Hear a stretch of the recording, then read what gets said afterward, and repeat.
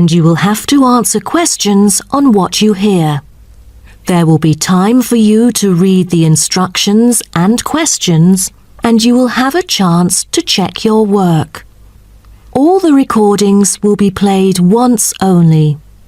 The test is in 4 sections. At the end of the test, you will be given 10 minutes to transfer your answers to an answer sheet. Now turn to Section 1. Section 1. You will hear a conversation between an agent from the Student Job Centre and a student who wants to find a part-time job. First, you have some time to look at questions 1 to 3.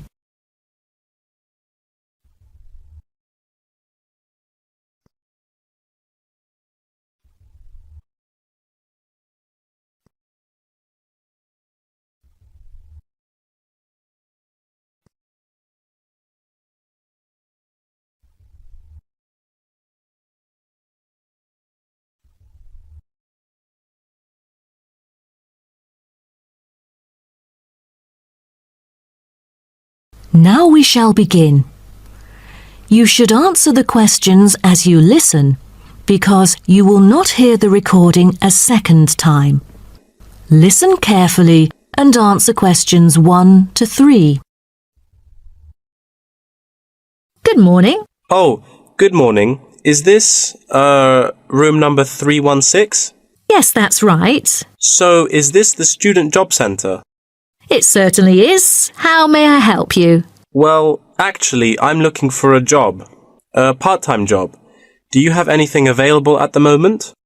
Ah, yes. Are you a registered student? I'm afraid this service is only available to full-time students.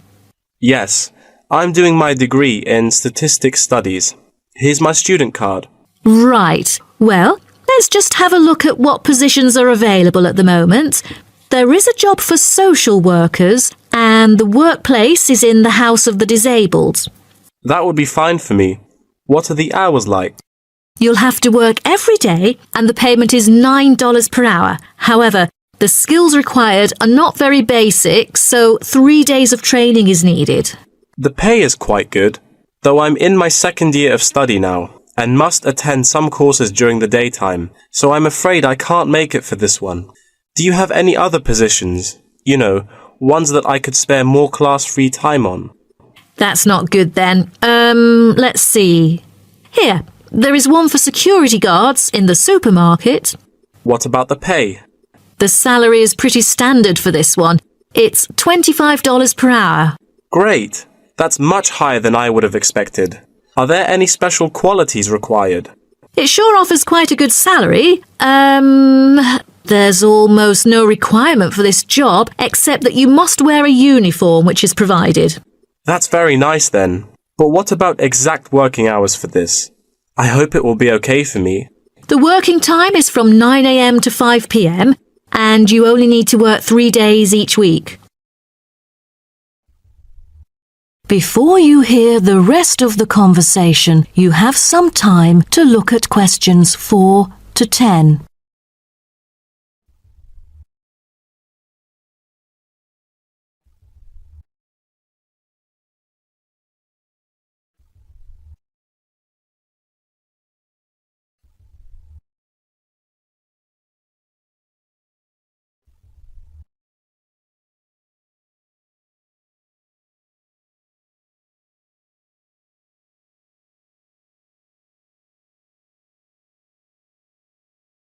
Now listen and answer questions 4 to 10.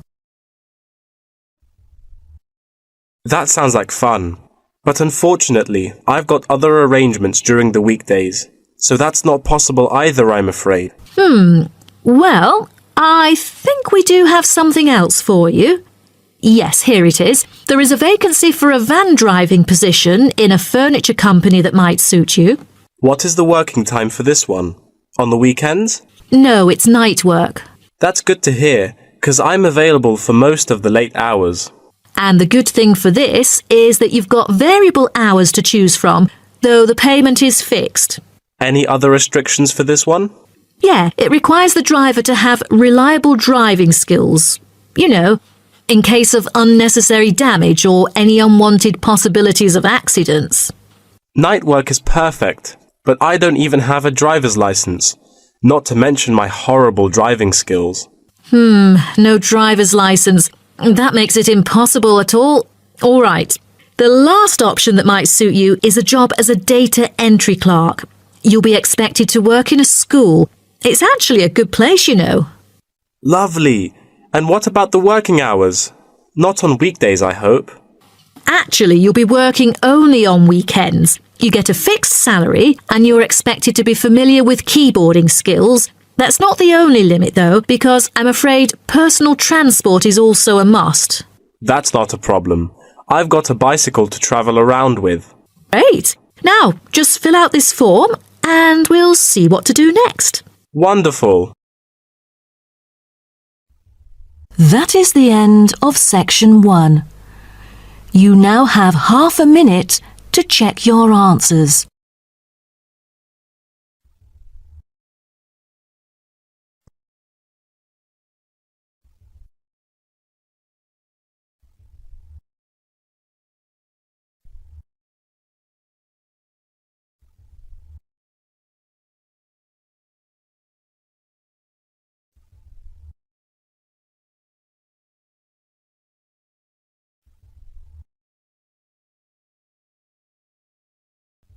Now turn to section 2. Section 2. You'll hear a talk between an interviewer and an interviewee called Chris Evans from the Royal Caledonian Curling Club about ice curling. First, you have some time to look at questions 11 to 16.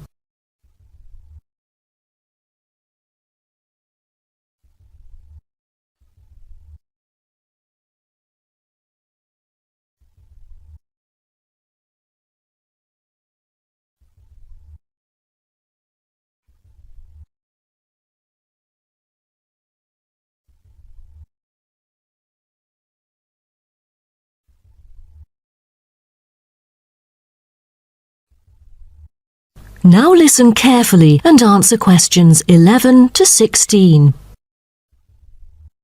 Today, we're pleased to have on the show Chris Evans from the Royal Caledonian Curling Club. Now, let's welcome Chris to tell us something about ice curling. Chris, please. Thank you.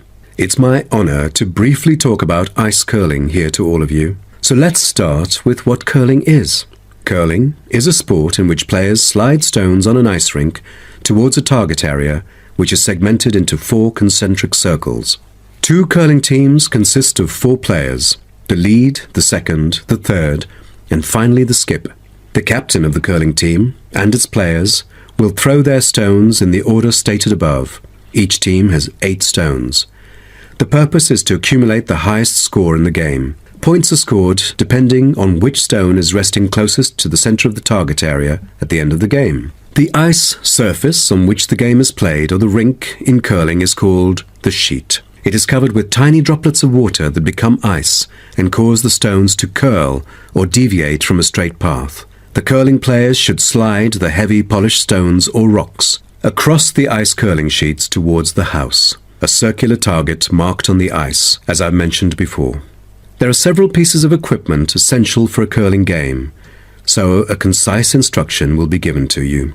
The most important things are the curling brush, which is used to sweep the ice surface in the path of the stone, as well as the curling stone, which is sometimes called rock. The former is usually made of horsehair, and the latter is made of granite, mainly coming from Scotland. Curling shoes are similar to ordinary athletic shoes, except that the 2 shoes in a pair have dissimilar soles. The sole of the slider shoe, which is designed for the sliding foot, is typically made of Teflon, while the gripper shoe for the hack foot has a special layer of rubber applied to the sole. During the curling game, you may also find a stopwatch attached either to the player's clothing or the broom, which is used to time the stones over a fixed distance to calculate their speed.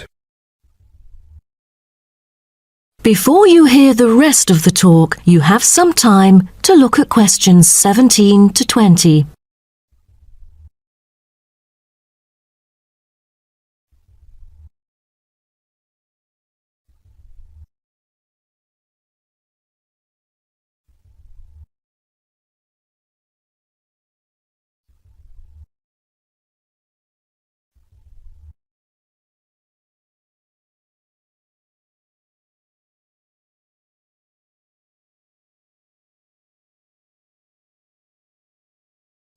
Now listen and answer questions 17 to 20. Now, a word about the development of curling clubs. Curling is thought to have been invented in medieval Scotland, and outdoor curling was very popular in Scotland between the 16th and 19th centuries, as the climates provided good ice conditions every winter. Kilsyth Curling Club is renowned as the first club in the world, having been formally constituted in 1716, and widely influencing ice curling development. In Kilsyth today, both men's and ladies' sections are thriving, participating in all major competitions and having won championships in the British Open in the past. The mother club of curling, Grand Caledonian Curling Club, was instituted in 1838 for the purpose, not as such to attract people's interest, but to regulate the ancient Scottish game of curling by general laws. With these official rules, the young curlers could be trained in a more professional way. By 1842, the new national club had sought to obtain royal patronage, and it has ever since been known as the Royal Caledonian Curling Club. However, many sports, such as athletics and tennis, were frowned upon as being too recreational and not practical enough, so the Crown banned them by law during the 1300s, in the hope that men would instead practice the archery skills that were seen as vital to the country's defence, and the ban was lifted in the 17th century. So, do you know the reason for curling being kept during the 16th century? Is it because it was so popular, or because people from all ages like children could play it? The spirit of curling dictates that one never cheers mistakes, misses, or gaffes by one's opponent, and most importantly, all the team members should strictly follow the instructions of their captain, which is essential for men in battle. Curling was brought to Canada from Scotland, and some curling was played informally before 1800. Curlers often used iron curling stones made from melted materials such as cannonballs rather than granite until the early 1900s, because there were transport problems importing granite stones from Scotland. That is the end of section 2. You now have half a minute to check your answers.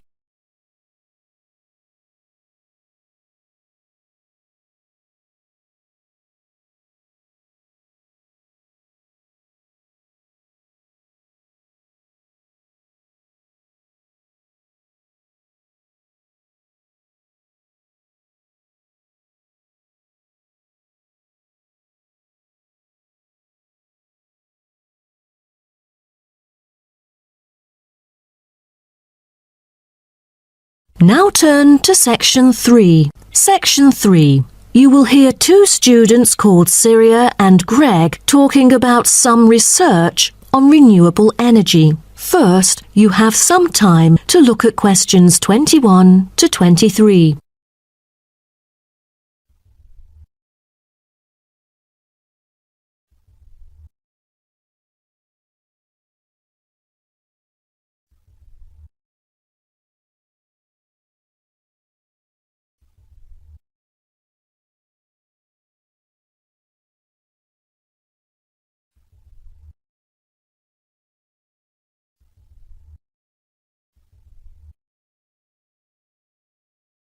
Now, listen carefully and answer questions 21 to 23. Hi, Greg. How did it go with the research on renewable energy? Have you found anything? Yes, but I think it's about time we exchange our findings and discuss our next move. You read my mind. Right, I'll start first. Germany is the very first country I dug into in order to find innovative means of creating clean energy because 15% of its national electricity supply comes from renewable sources. I found that apart from the traditional fossil fuel industry, there's a German firm that has initiated a project using kites to generate power. Really? I've never heard of it before. How does it work? As a substitution for traditional fossil fuels that release toxic gas into the atmosphere, the power-generating kites can function in any weather. Compared to conventional wind turbines, such kites can produce twice as much energy because the overall power density is proportional to altitude. Sounds like an efficient way of producing power. Okay, now let me tell you what I have found. There is an American company manufacturing school buses and city buses depending solely on electricity instead of gasoline. The all-electric vehicles can save up to 20 gallons of fuel on a daily basis. This could reduce transport budgets by over $10,000 each year, not to mention maintenance savings. Wow, impressive! If only there were more of these electric vehicles around. Well, over the years, South Africa has attached great importance to clean energy. The nation encourages using propane gas, which can either be extracted from natural deposits or be produced organically. It is normally stored in gas canisters as a type of cooking gas. To reduce the number of kitchen accidents, a new type of composite gas canister made of fiber was introduced. It is much safer and less likely to explode, even when engulfed in fire.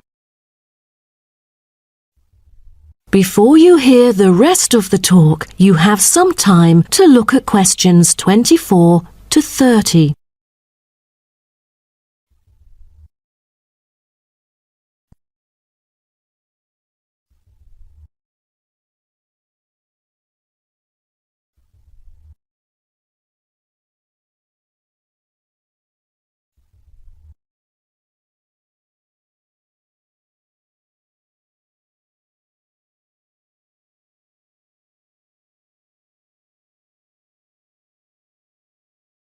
Now, listen and answer questions 24 to 30. Now, about the survey. Do you have any clues as to what kind of interviewees we should include? How about local companies doing business on clean energy products? Probably not the best choice of respondents. Remember the last time we asked corporate employees to do the questionnaire? Only about 5% of them were actually willing to participate. That wouldn't be enough then. It seems we have to drop that idea. Then maybe we can ask the professors and administrative staff here to help us. They could provide their insights and understanding on energy production. It would be ideal if they would, but I'm afraid most of them are too busy to respond to the list of questions we've prepared. I guess the students here at the university would be more suitable. You're right, and it is a much bigger sample pool too. Also, I think we should include the locals. Their opinion is key to the promotion of renewable energy here in the town. But wouldn't it be difficult to collect data? There's no way the two of us could go from door to door to interview all the residents. There's no need to worry about that. We'll make it telephone interviews. That way, we'll have enough time to get sufficient data. Good idea. What should we present in our speech? Due to lack of media coverage, the majority of people actually have a limited understanding on renewable energy. Most of them aren't able to identify various types of renewable sources. So I feel we could start by clarifying what it is and the benefit of it compared to fossil fuels. That makes sense. We could start with wind energy. For centuries, wind has been used to do work. With the help of windmills, farmers used to pump water from wells or turn large grinding stones to grind wheat or corn. The windmills today generate electricity. The only problem is that it might not be windy all the time, so it is crucial to choose the appropriate site for wind farms. Well, I think we can also include comparisons between clean energy and traditional energy resources like coal, oil and natural gas. Maybe we can look into the prospect of these conventional sources of energy. The rising cost of fossil fuels and the threat of climate change is a concern to many. Totally. These traditional resources will deplete eventually. Renewable energy currently makes up less than 2% of the world's primary energy supply, and although growing very rapidly, it is not on course to fill the fossil fuel gap. Nuclear energy is another type of energy we ought to mention. Nuclear power plants can produce dependent power constantly and release far less greenhouse gases than other traditional power plants. But most people feel that this type of energy is unsafe because radiation isn't easily dealt with, especially in nuclear waste and maintenance materials. What should we end the speech with? Have you heard about a new type of energy called hydrogen fuel? It is an infinitely renewable fuel that doesn't have detrimental environmental effects. The only problem is that it is so expensive that only wealthy individuals can afford it. But I think overall the benefits overshadow its high cost. I think that even though this new type of renewable energy is too expensive to use at the moment, in the long run its price will go down and become more accessible. That is the end of section 3. You now have half a minute to check your answers.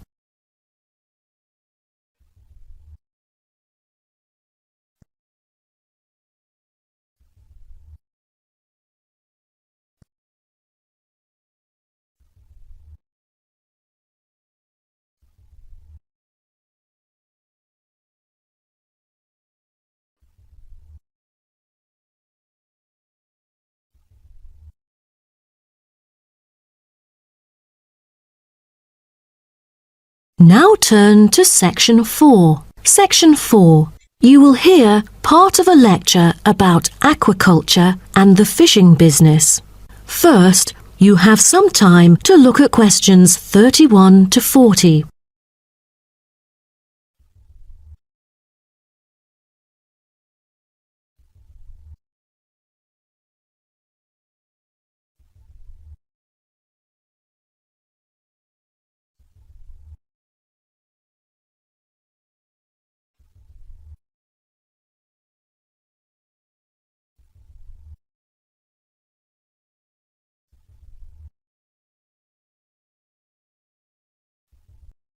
Now, listen carefully and answer questions 31 to 40.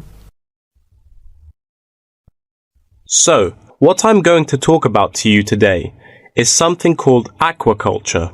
It has been responsible for the impressive growth in the supply of fish for human consumption.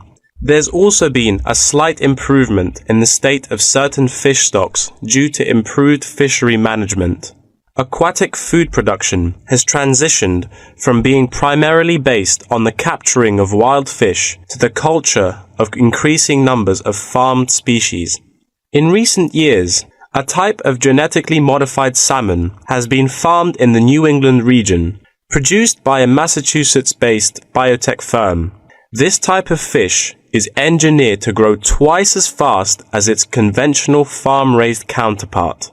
As a result, this increases the speed of the local aquaculture industry development, and thus reduces the fishing pressure on wild stock. But local residents have expressed their concerns on the potential negative effects on the ecosystem should those GM fish ever escape into the sea. Stronger, healthier and faster growing, these fish might cannibalize others or outcompete wild-type fish for food. Local decision makers and regulators have thus pushed forward a number of measures, making it impossible for most GM fish to mate. A small percentage is able to breed only within confined pools. Despite the economic boom of genetically engineered fish, culturing traditional types of fish is still mainstream among fish farmers. Most of them prefer fish with special features, such as tuna.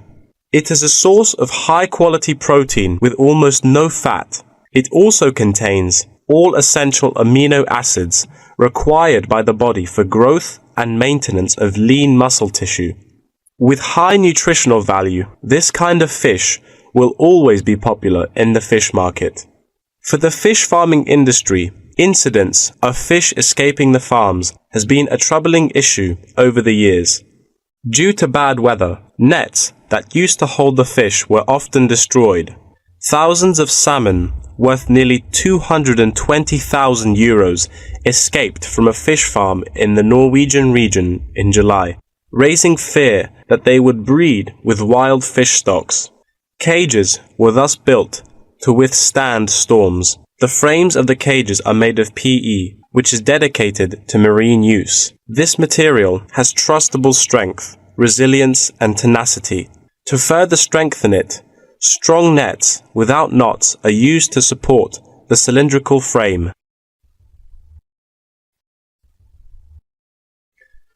A group of small villages on the island of Zanzibar off the coast of East Africa have been trying to develop a local aquaculture industry sustainably. They use a land-based production system that is both economically and ecologically sound. Land-based recirculation can control ocean temperature and optimize growth for the fish that are used to warmer water. All organic waste from the fish is held on land, with incoming water sterilized to avoid disease, which has historically plagued ocean-based farms. The lack of disease means that no drugs are administered to the fish. However, one problem facing the villagers is lack of suitable land on the coast for this system. Hotels and beaches open to tourists take up most of the coastal area. Another problem facing local fishermen is the scarcity of young fish used to breed the species. This predicament stems from overfishing during the previous decades. The local commercial fishing industry has been reduced by 50% for this reason, and the aquaculture industry has yet to thrive. The government has taken a set of initiatives to safeguard native aquaculture and the fishing industry. An open-air seafood market has been launched. Residents are encouraged to support local fish farming businesses by purchasing marine products. As it turns out, there is a public demand for access to locally produced, sustainable sources of fresh seafood. Moreover, local fish farmers are aided to market seaweed and oysters, both of which have additional economic values. Seaweed is used in various ways in cosmetics. Seaweed extract is often found on the list of ingredients constituting creams, soaps, shampoos, powders, and sprays. It is said to be useful in various ways, including the relief of rheumatic pain and the removal of cellulite. Oyster is a source of seafood popular among the local hospitality industry. Served with caviar and champagne, it is one of the world's ultimate luxury foods, appealing to gourmets with its succulent and delicate flavor. It thus appears to have the greatest potential for commercial culture, even though the national and international market has shown demand for marine products in Zanzibar. It is still challenging to survive in the competitive modern fishing industry. The government ought to restore the business by encouraging aquaculture, recreation, and shipping. First, it could utilize modern fish farming technology to supply more high-quality marine products. Tourism is an effective stimulus to boost its sales, and with better shipping capability, more products can be delivered abroad. That is the end of section 4. You now have half a minute to check your answers.